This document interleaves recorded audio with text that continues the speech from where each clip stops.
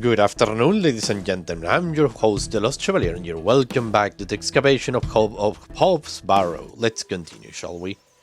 Okay, we have all the Miss info. Bateman, Yes. remember what I told you when we first met? You're better off waiting for the next train back to the city. Why? Something terrible happened to Samuel Bryden in that Barrow. Whatever they found down there, I'd wager it got to your father too. Tell me you won't disturb Hobbs Barrow. I can't make that promise, Mildred. Can't say I didn't warn you. There is something unnatural about that place. We must seek to understand the world by rational means, Ms. Walker. One cannot abandon reason.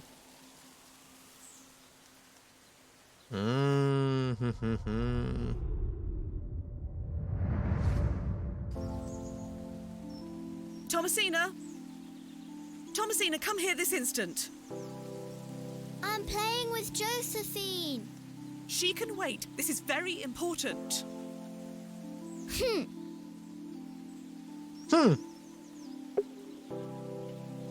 I'll be back soon, Josephine.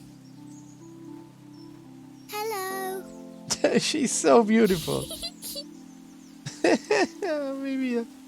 Oh, little. What is it, Mummy? It's your father. Daddy's home? No, my dear. I must go to Bakewell with haste.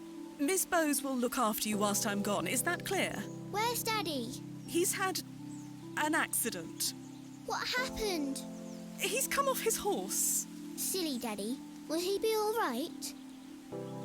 Of course he will be fine. Your father is as strong as an ox, but I need to go collect him, all right? Can't I come too? No, dear. Miss Bowes will look after you. But I want to come. Go pick up your dolls, then come inside, all right? Yes, Mummy. Oh no. Josephine, it's time to go inside now. Ah, damn it. Where did Mummy go? Mommy went to see Daddy. He's not going to recover from what happened. Okay, so we have the... What? I helped him then, and I can help him again.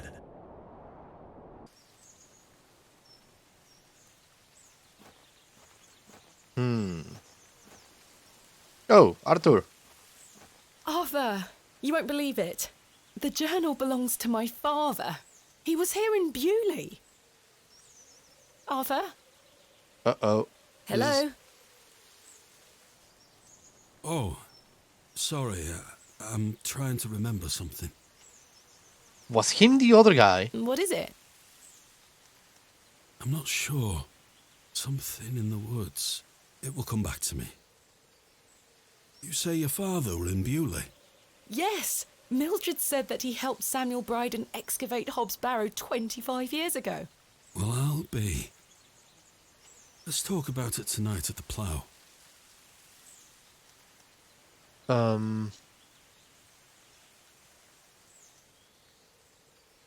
I will tell Arthur about my dream. Arthur, I must tell you about the dream I had. I was at Hobbs Barrow and there was a creature. It told me it saved my father from something inside and that I would find proof of this in the morning. Sure enough, when I awoke, the journal was in my room. Mildred confirmed the journal belonged to my father. The creature told me it could help my father again. I mean, it was merely a dream. I don't know what to think anymore. Arthur? Arthur, are you listening? Fine then, we'll talk later. I hope you piece together your memories. Something is not good. I'm recording, right? Yeah, I am recording. I'll leave him be for now. Arthur was the other person, surely.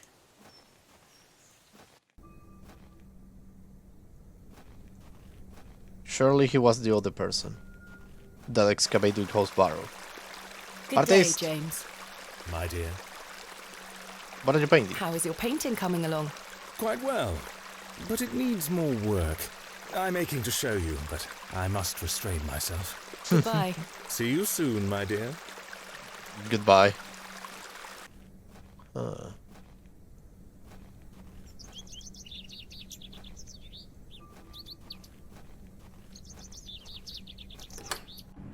Where is father? The father.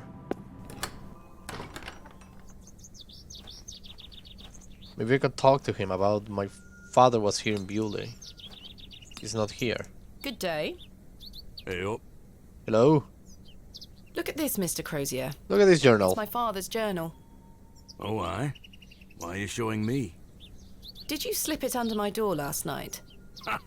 Have you gone daft? Why would I have your father's journal? Never mind.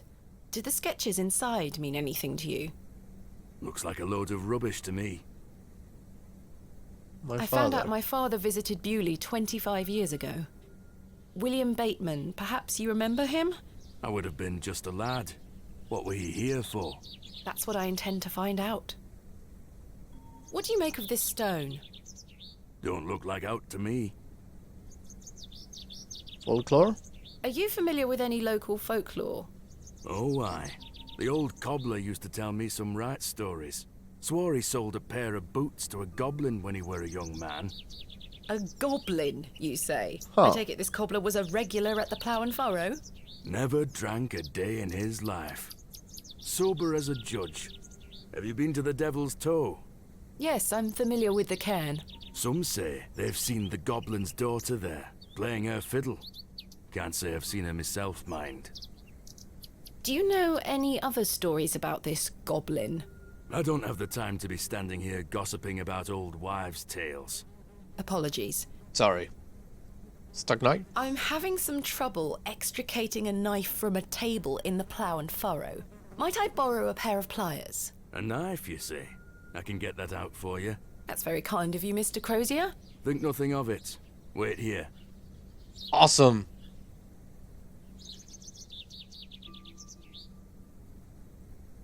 That were a struggle. Here you are.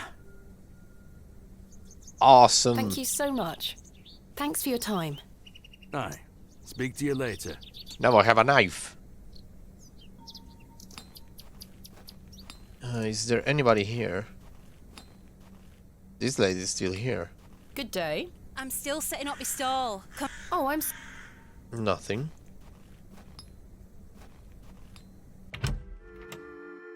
Hey! Hey, Stanley! I've had some rather unbelievable news, Stanley. Oh? This diary belonged to my father. Remarkable. Quite the coincidence, is it not? Remarkable. Just remarkable. Do you recall my father from back then? I'm afraid not. Those were my droving days, you see. I didn't spend much time in Bewley, but an interesting turn of events nonetheless. What do you know of Mother Mildred? I'll tell you what I know about Mother Mildred. She wants locking up. How so? Huh? She owes me a small fortune on her tab from years ago. Do remind her next time you see her, won't you? I'd rather not get involved, if you don't mind. Be careful who you trust, Miss Bateman. Goodbye. See you soon. How are we gonna say Stanley that, well, we don't have the money to pay him either. And we have invited like a few rounds of alcohol, of the finest alcohol in Bewley. Problems that the future me, future Thomasina will deal with. Not me, I'm present Thomasina. Let's go to the right. Oh! Hello? Well, that's the way we're running. Come back here. Oh, Excuse me, sir. who is this young man? Yes? Did This you old see a man. young girl with blonde hair pass by here? No, lass. Here you up. Are you Thomasina Bateman? Maybe? Hello, what? Who are you?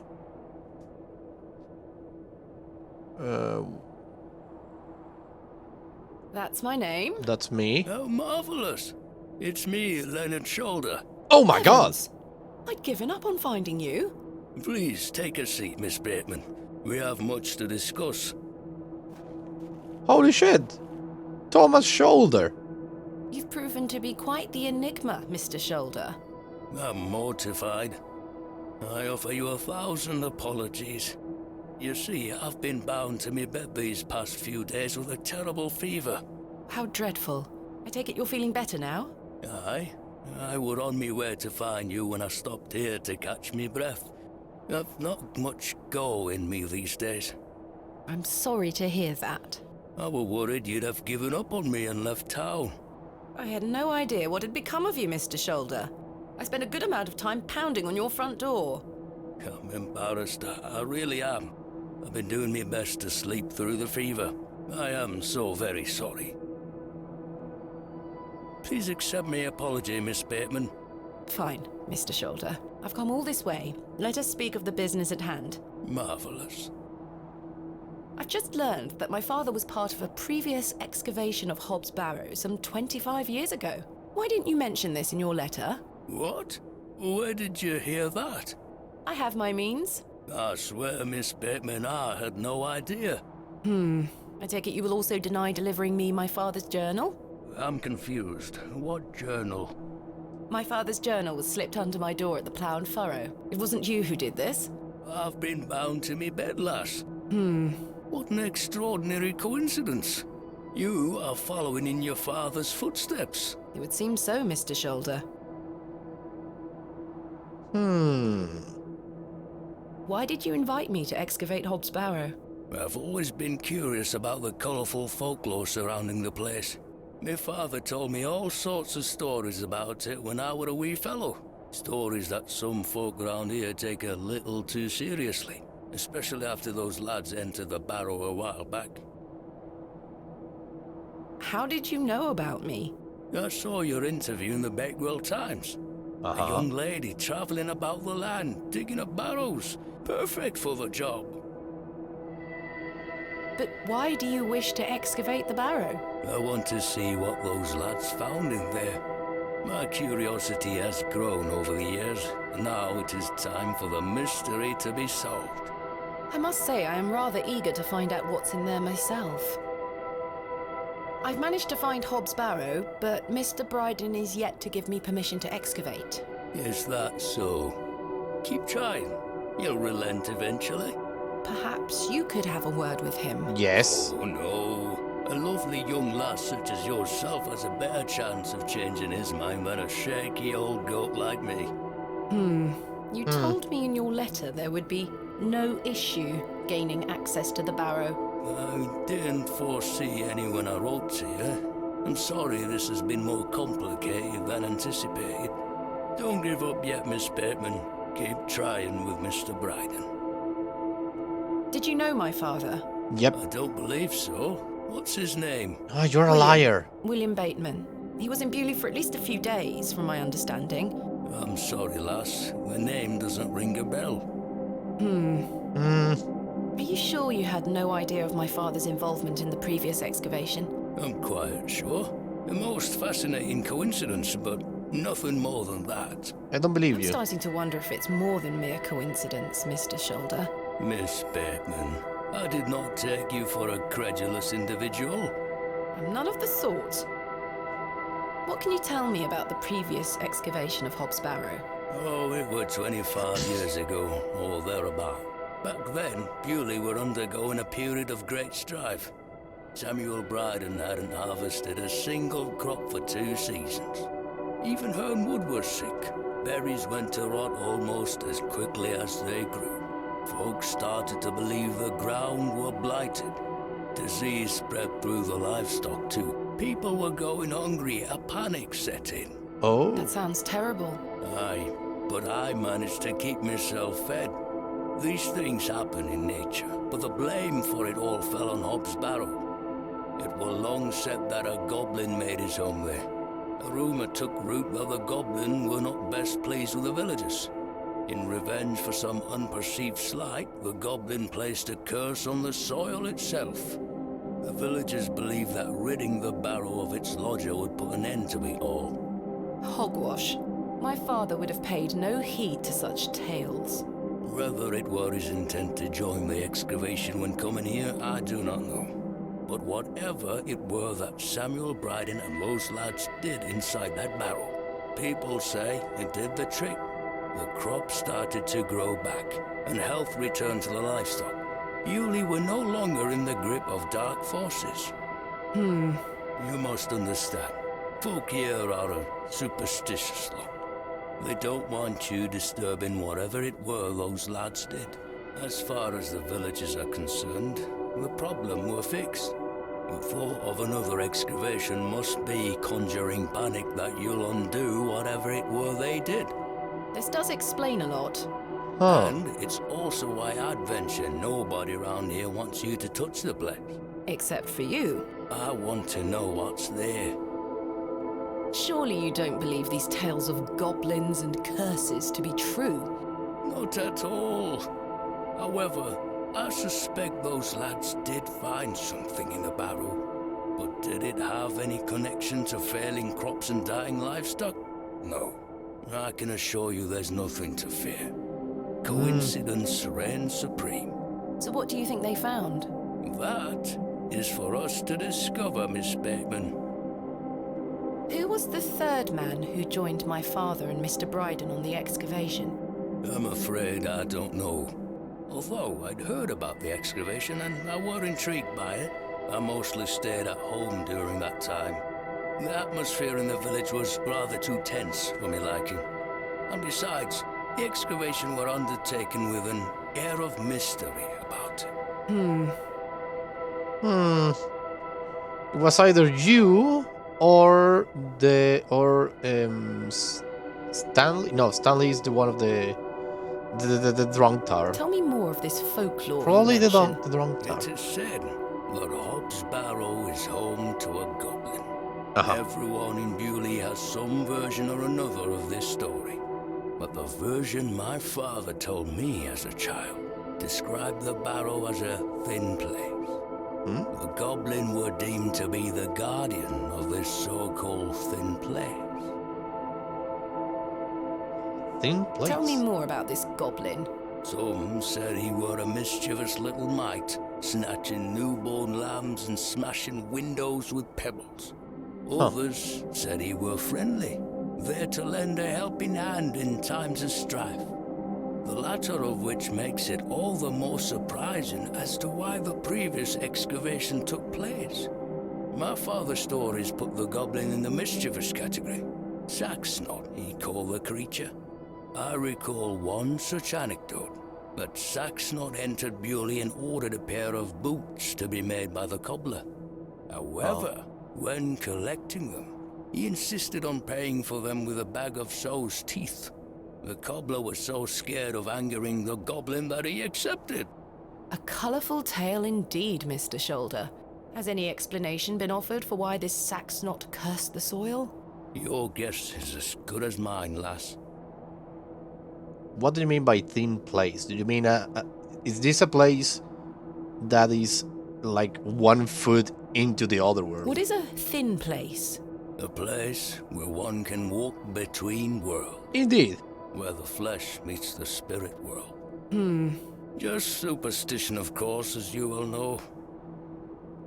I had a peculiar dream last night. I met a creature at Hobbs Barrow. I suppose you might say it was a goblin. It told me it had saved my father from trouble inside Hobbs Barrow. I'll admit the coincidence of this is somewhat astounding. A remarkable coincidence, but nothing more than that. But there is still one thing that puzzles me. The goblin told me proof of its claims would await me in the morning. Surely enough, I awoke to find that my father's journal had appeared in my room. Very queer indeed. Mr. Shoulder, you invited me here, to a town I'd never heard of, only for me to discover that my own father was here 25 years before. And not only that, but that he was also embroiled in some sort of superstitious hysteria which goes against everything he ever taught me. Something is wrong here. This must be more than mere coincidence. It's strange, I'll give you that. But please remember who you are, Miss Bateman. The journal, what can you say? This is my father's journal. Incredible. Can I look inside? You may. Yes, you may. Look at these drawings. Wonder what it all means. You and I both. It all feels very out of character for my father. I'm sure you'll find the answers beneath the soil, Miss Bateman.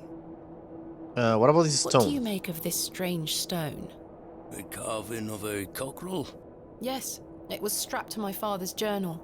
Do you think it could have something to do with the previous excavation? Possibly, though I'm not aware of the motif having any meaning around these parts. Is this your glove? I've been looking all over for that. Yeah. Where did you find it? In the alley behind the plough and furrow on the night of my arrival. Were you there? As I say, I've been bedbound for several days, Miss Bateman. How odd. Can I please have it back? Here. Thank you. It might have been the goblin dressed as him, and saying the other man. Repeats of the same pod, Miss Bateman. I knew you wouldn't be frightened by a few old stories. It will be interesting to see what those lads found in there. Certainly. Thank you so very much for responding to my letter and for coming here. We have some great discoveries to make, you and I. I sincerely hope so. And the chance to follow in your father's footsteps. Right, time for me to shift these old bones. I'm to take me a spot of the plough and furrow. I'll be there all night should you need me assistance. Thank you, Mr. Shoulder. I'm sorry again for giving you the runaround. I promise I am not beyond redemption. I won't let you down again. See you soon. See you soon, Mr. Shoulder. I was starting to wonder if Mr. Shoulder even existed. me too. Mystery Man reveal. Last. Margaret's Lookout. Margaret's. Dedicated to Arthur's mother. Arthur, there we go. He must have been the third person. Probably what? He has 45, 46. He was 20 years old when the excavation took place. And then he saw something in there that was so freaking challenging to his psyche that he locked himself into an alcohol addiction. That's why he can't remember some things, because the memories of those things are rather left on the soil where they were created. That's why he doesn't remember what happened the first night. That's why he doesn't remember anything. That's why he's looking at the forest thinking that there is something that he's amiss. That must be the reason. Arthur must be the other person. But this is all the time I have for today. Thank you very much everybody for watching. I hope you had a blast. I was the Lost Chevalier, signing out. Bye bye.